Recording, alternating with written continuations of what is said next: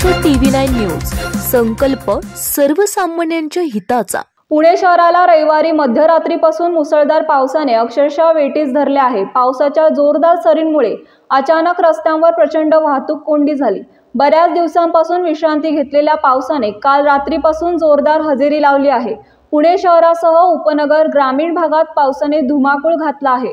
रस्त्यांना अक्षरशः नद्यांचे स्वरूप आले आहे।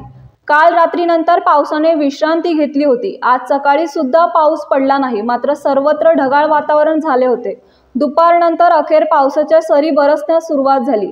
अचानक सुरू झालेल्या पावसाने नागरिकांची चांगलीच तारांबळ उडाल्याचे चित्र दिसून आले।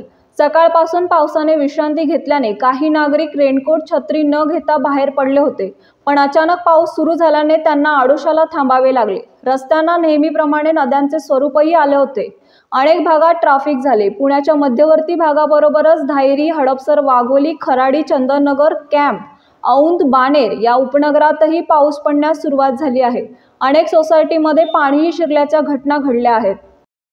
आपल्या परिसरातील महत्त्वाच्या बातम्या पाहण्यासाठी महाराष्ट्र TV9 न्यूज चॅनलला YouTube वर सबस्क्राइब करा आणि बेल आयकॉन प्रेस करा।